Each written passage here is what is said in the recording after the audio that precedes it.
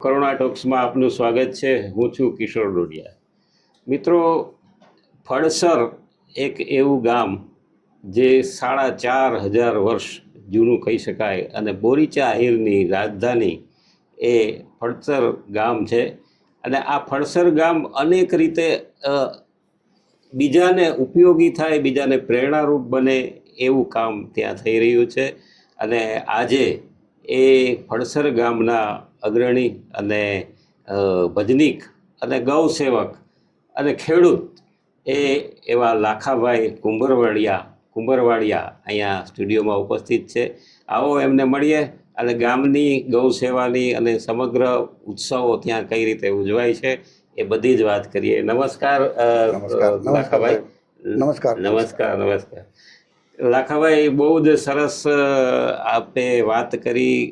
ફળસર ગામ છે, બોરીચા આહિરનું ગામ છે અને એની રાજધાની કહેવી શકાય.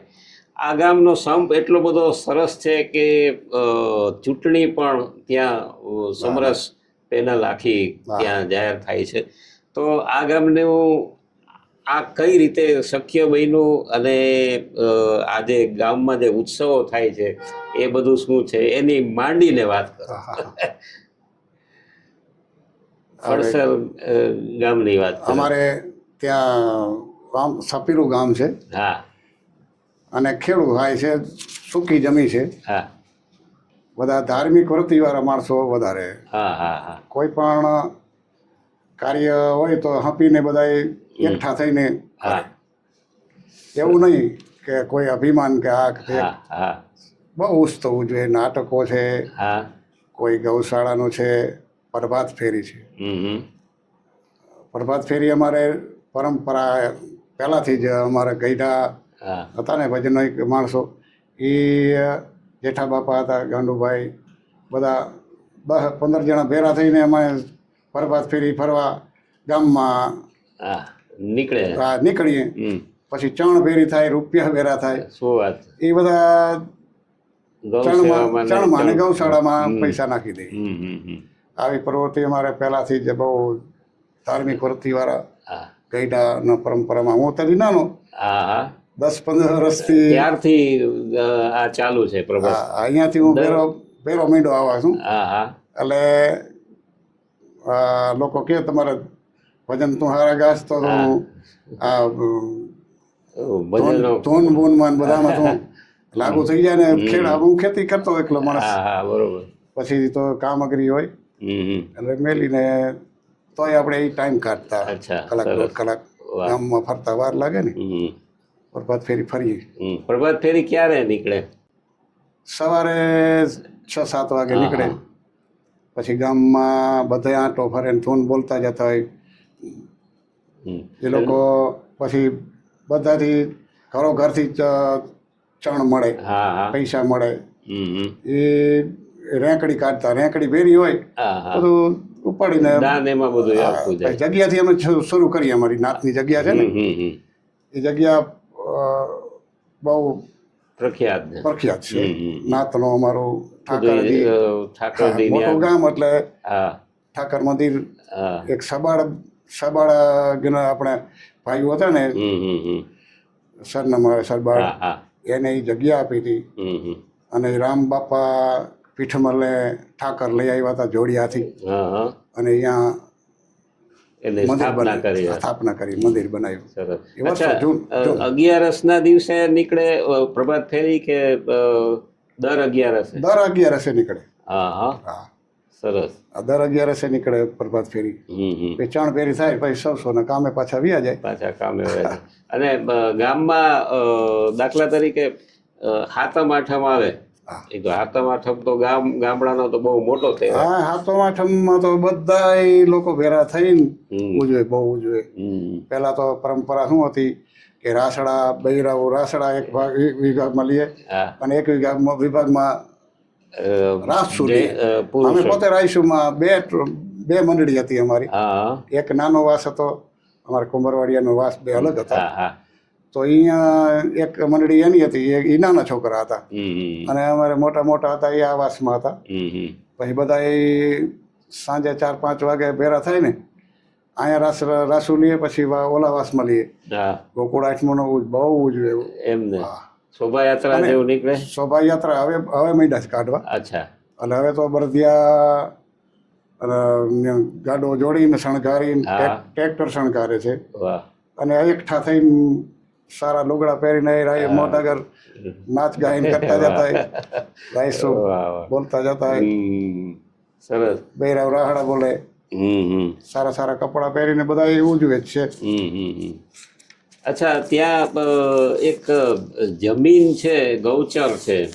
એ ખાસ ગૌચરનો આમ બહુ સરકારનો બહુ જૂનો પ્રશ્ન છે, પણ આપણે જે ગૌચર છે ત્યાં બહુ સરસ રીતે ત્યાં એનું પાલન થાય છે અને સરસ ગૌચર પણ બનાવવામાં આવ્યું. તો એ આખી જમીન વાળી વાત કરો અમારા દર્શકો. 2000 વીઘા જેવી જમીન છે. હા હા, અમારે ત્યાં. હા. અને કોઈ ગૌચર ખેડે જ નહીં. પહેલા તો એવું હતું, ગાયોને એક આપણે ધણ ચારવા વાળા રબારી છે, કોઈ વડવાર છે, એ લોકો રાખેલા હોય, એને આપણે પૈસા એને આપે અને એ સવારમાં લઈ જાય, મેલી આવે અને વગડામાં ચારીને ધરવીને પછી પાછા સાંજે 5-7 વાગે પહોંચાડી દઈએ. આવું બધું હતું. પછી અમે આ ભજનોને અંતે કરવાથી ગૌશાળાનો શરૂઆત કરી. ભજન અમારા ગામમાં મરણ તિથિ હોય કે આ બધા ભેરા સારા કાર્યમાં ભજન હોય તો એ રૂપિયા ભેરા થાય છે. એ બધા ગૌશાળામાં જાય. 1-2 લાખ રૂપિયા થાય. અને ભજન ગાવા વાળાને તો ધણી આપી દઈએ. ગાયોના નામનું જે અમારે નામ ન બધા કે ગૌશાળાનું નામ પડ્યું એટલે ગૌશાળામાં જ વાપરવાનું, ચણમાં વાપરે. બાકી એમાંથી ગાવા વાળાને તો ઘર ધણી આપી દઈએ. તમે ભજનની વાત કરી તો ભજનનું એકાદું કંઈક અમને આમ સંભળાવો તો મજા આવે. અરે તમને જે મોજમાં આવે. ગાયનું જ સંભળાવું. હા હા, કઈ ખાઈ વાળું.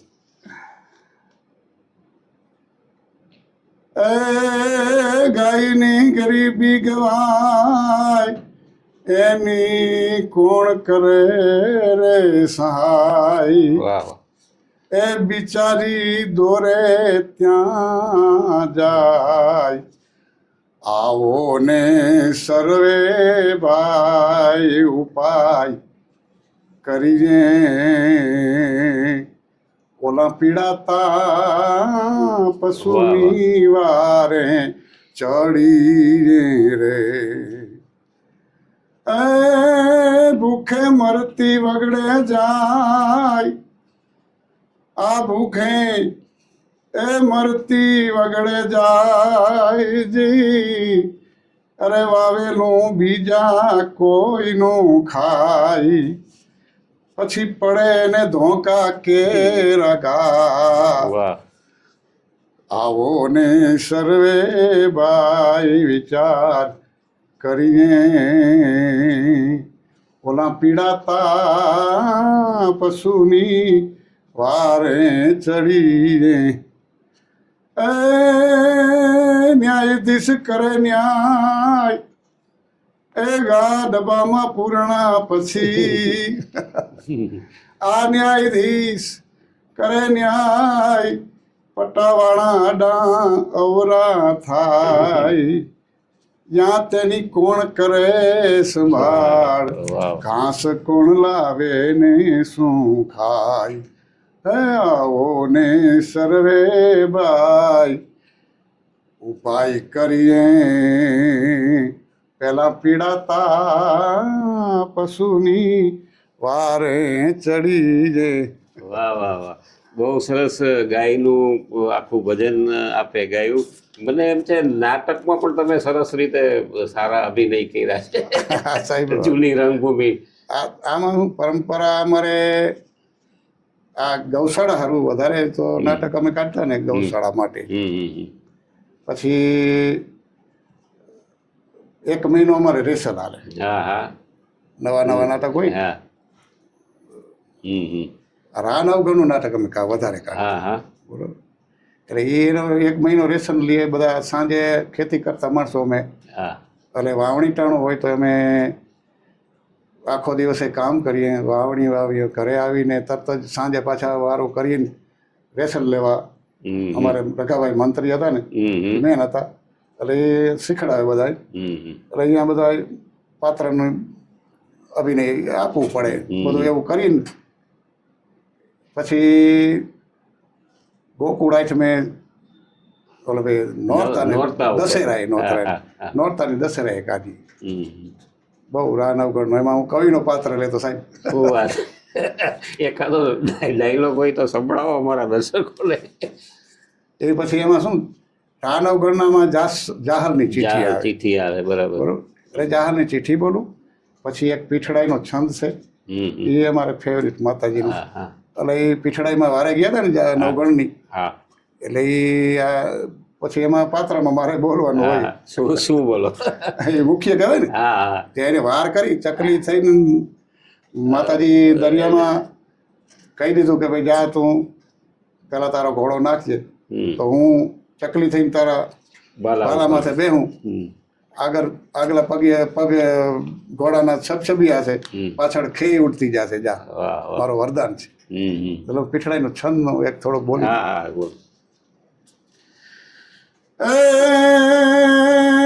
પીઠળ 9 લાખ પાટ આપ્યો તુને અઘાટ માડી, 10 માટ જુગ જનમ તારો.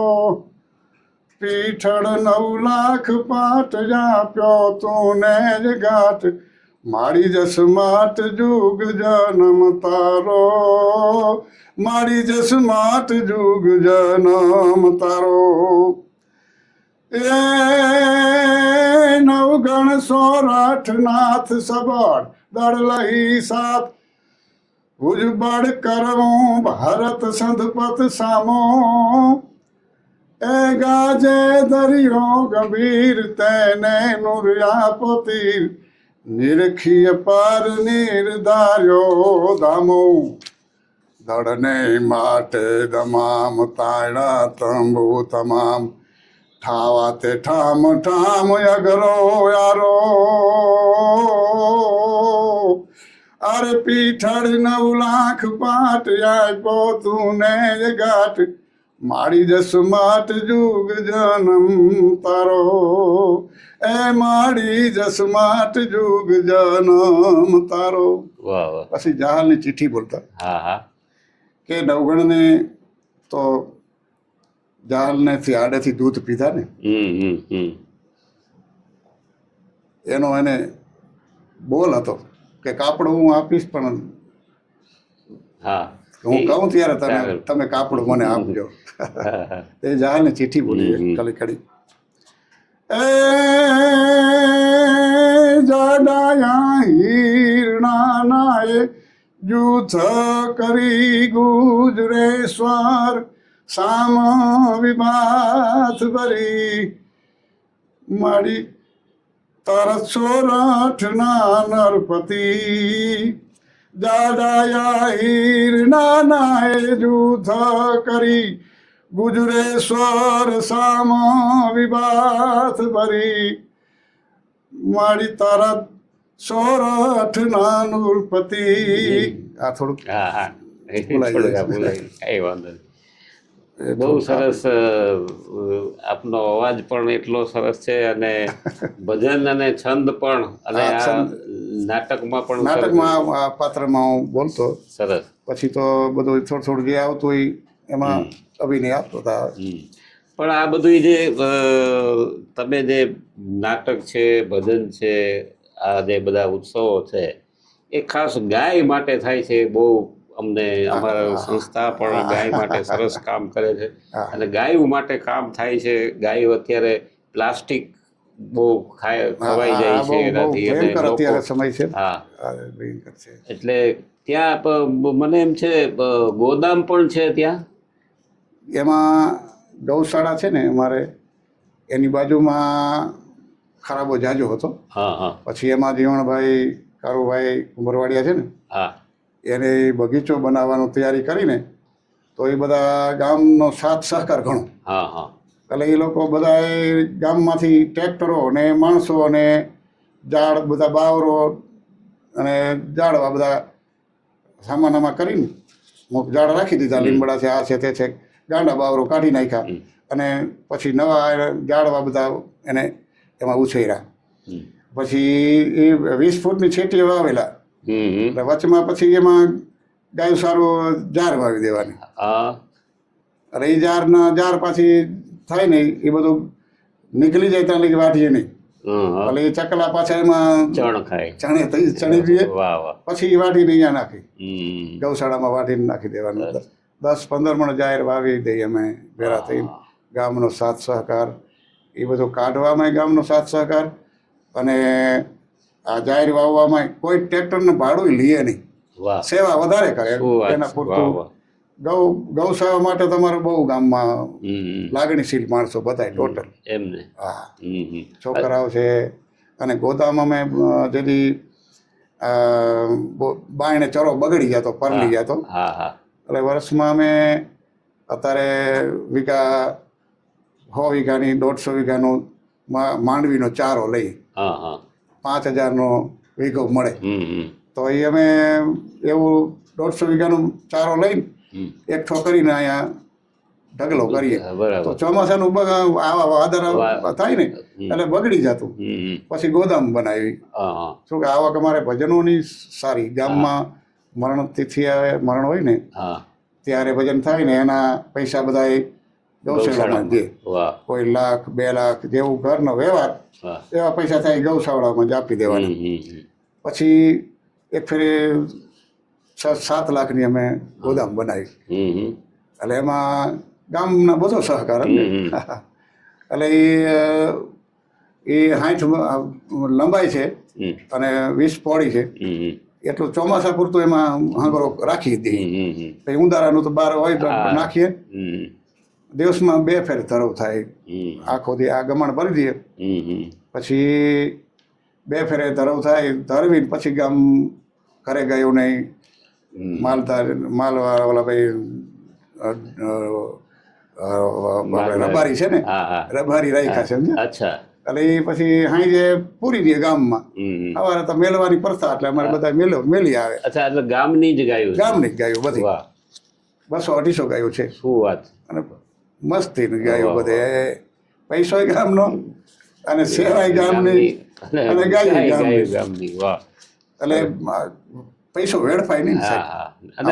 સારા કામમાં ધાર્મિક વૃત્તિ વાળું અમારે બહુ ગામ અતિ ગામ. અને આ ઈશ્વરની કૃપા હોય ને તો જ આ બધું મળે છે. એટલે માણસનો લગાવ આમાં વધારે છે, બહુ લગાવ એમ. એટલે એવું કરીએ છીએ સાહેબ.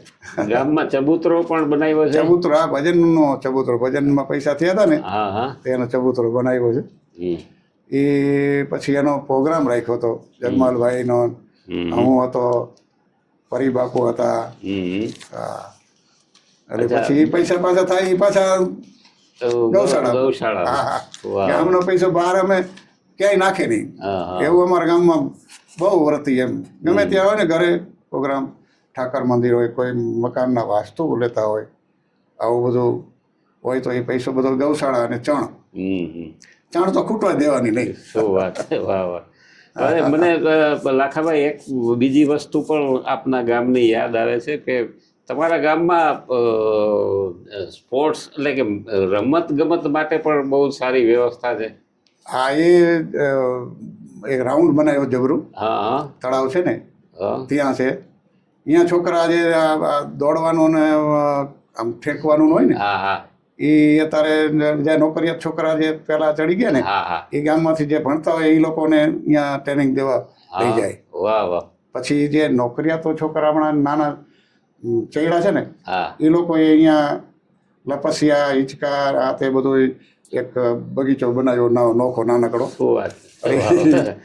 એવી પ્રવૃત્તિ ઘણી એમ નોકરિયાતો એ વાપરે છે ગામમાં. જે વહેલા નોકરિયાત છે એ લોકો ગામમાં આવી રીતે ધાર્મિક વૃત્તિના જે કંઈ કાર્ય હોય એમાં વાપરે છે. બહુ સારું છે. મને એમ છે આપણા વીડી બાલા સાહેબનું ગામ પણ ફળસર જ છે. સેવાભાવી બહુ. અરે આની વાત ન થાય ભાઈ. અને વખાણ ન કરાય. વખાણ તો એ જગત કરે ને. કોઈ પણ આ રસ્તો એવો છે ને ધાર્મિક રસ્તો ઈશ્વરની પ્રેરણા છે, પ્રેરણાથી જ આવે છે ને. અને આ તો નોકરી વીરજીભાઈ તો નોકરી પૂરી થઈ ગઈ અને નિવૃત્ત થઈ ગયા છે. નિવૃત્ત તો ઘણા લોકો થઈ ગયા છે. તો આ પ્રવૃત્તિ કોઈ કરતા નથી. શું છે, પાછા ક્યાંક ધંધે લાગે છે. આટલું કરી લઈ, ઓલું કરી લઈ. નકર ભગવાને જે આપ્યું છે ને તો એ સંતોષ માનીને, જો વીરજીભાઈ તો સંતોષ માનીને ઘણી પ્રવૃત્તિ કરે છે. આવી તો અમારાથી ન થાય, કોઈથી ન થાય. કેટલા ઝાડવા લગભગ છે ગામમાં? ઝાડવા તો ઘણા છે, હજારો ઝાડવા છે. અને મોરલા અમારે 100-200 જેવા મોરલા છે. શું વાત! હા, જૂનું ગામ છે ને, અહીંયા જાણી ઓલા હવે તો મકાન તો ખાલી થઈ ગયા, એટલે ઝાડવા જે જૂના વાવેલા હોય ને અહીંયા મોરલા રહીએ કે અહીંયા નડે નહીં કાંઈ, કોઈ અવર જવર ન હોય, અહીંયા નડે નહીં કાંઈ, એટલે અહીંયા ઝાડવામાં મોરલા ઘણા છે. આ પછી અમારે હરણ છે, કારિયાટ. વાહ વાહ વાહ, બહુ. અને એ 20 તમારે આમ જંગલ 10-15 ટોળા હોય. શું વાત! હા, હરણ છે, કારિયાટ હોય, ખેતરોમાં ઠેકડા મારતા જતા હોય. એને કોઈ આવે પછી અમારે મારવાનો આવે. અમારા ગામમાં પછી ગામનો હંપ એવો ને, કોઈ મારવાનો આવે, કોઈ નો આવે. વાહ! તો સેવા ભાવમાં ઘણું. લાખાભાઈ, બહુ જ સરસ તમે વાત કરી. ફળસર મારે આવવું પડશે એવું લાગે છે. ફળસર ગામ, બહુ જ સરસ. ગામની વાત સાંભળતા જ આમ આખું માનસપટ ઉપર એક ચિત્ર ઊભું થઈ જાય કે કેવું ગામ હશે. અને આ જૂની રંગભૂમિ, નોરતામાં નાટકો, રાસ, આ બધી જ ખૂબ જ સરસ પ્રવૃત્તિ ત્યાં થાય છે. ને આ બધી પ્રવૃત્તિ પાછી ગૌ સેવા માટે થાય છે. એ બહુ સારી વાત છે. આપના ગામના દરેક લોકોનો પણ એટલો જ સહકાર છે. હા, તો આપે આ અમારા સ્ટુડિયોના માધ્યમથી, અમારા કરુણા ટોક્સના માધ્યમથી અમારા દર્શકો સાથે વાત કરી. આપનો ખૂબ ખૂબ આભાર. ધન્યવાદ.